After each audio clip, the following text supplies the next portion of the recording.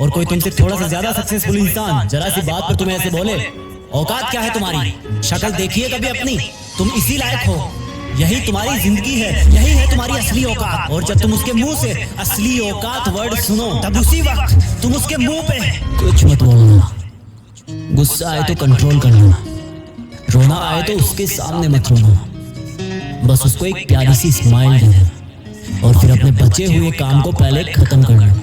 जब तुम्हारा काम हो जाए उसके पास दोबारा जाना, वो तुम्हें देख के फिर आग बबूला हो जाएगा, तब उसको फिर एक स्माइल देना और तब उसको बोलना, आप सही कह रहे हो सर, क्योंकि अभी आपका टाइम है, मैं चाह रहा हूँ अपना टाइम हासिल करना। और हाँ, कभी फ्यूचर में माफी मांगने का मन करे तो मत मांगो, क्योंकि मैं आपको माफ कर चुका हूँ।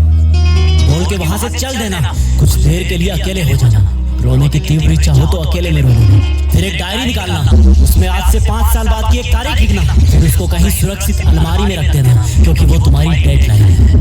और फिर तुम अपने आप पर एक तिलक लगाना कि अब मैं दिखाऊंगा कि मेरी औकात क्या है, मुझे किसी और से नहीं खुद से लड़ना है, आज से मेरी खुद की कठिनाइयों के विरुद्ध जंग चालू। और एक दूसरा कागज निकालना, उसमें लिखना कि तुम्हें ऐसा दिन देखने को क्यों मिला, ऐसा क्या था जो ऊपर वाले ने उसको देके नीचे भेजा और जो तुझको नहीं दिया। तब तू पाएगा कि तू उससे किसी मायने में कम नहीं है, बल्कि अपनी औकात सुनकर तू उससे भी बेहतर हो गया है, क्योंकि वही गुब्बारा ऊपर उड़ता है जिसमें गर्म हवा भरी होती है। अब ये तेरे अंदर की आग तुझे ऊपर उठाएगी। अगर उसने तुमसे कभी पास में ये भी कहा कि मेरे पास 40 लाख की कार है, मन में सोचना कि मेरे पास 40 लाख की कार आना तो शायद मुश्किल है, लेकिन मेरे पास 40 करोड़ का पर्सनल प्लेन जरूर है।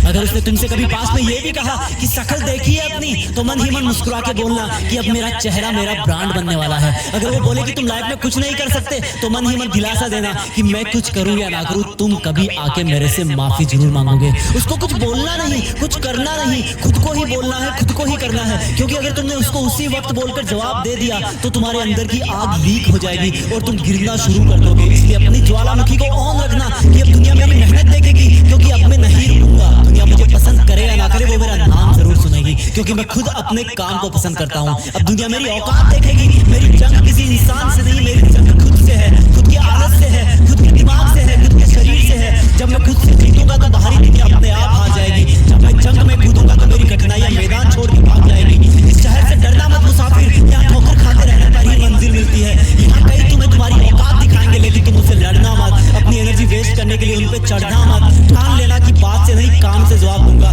गुस्से से नहीं डराऊंगा उसको तो मैं इमोशनल करके रुलाऊंगा। जब मेरी औकात दिखाने वाले को एहसास होगा कि उसने कितनी बड़ी भूल की थी, और फिर 5 साल बाद तुम्हारी औकात दिखाने वाला इंसान उस शहर के मेन चौराहे पर लाल बत्ती पर रुकेगा, तब उसके बराबर एक सुपर लग्जरी कार आके खड़ी होगी। वो जब उसकी तरफ देखेगा तो शीशे से कुछ ना दिखेगा उसको, फिर एकदम से उसका ध्यान कार से ऊपर होते हुए पास की एक तगड़ी बिल्डिंग पर जाएगा।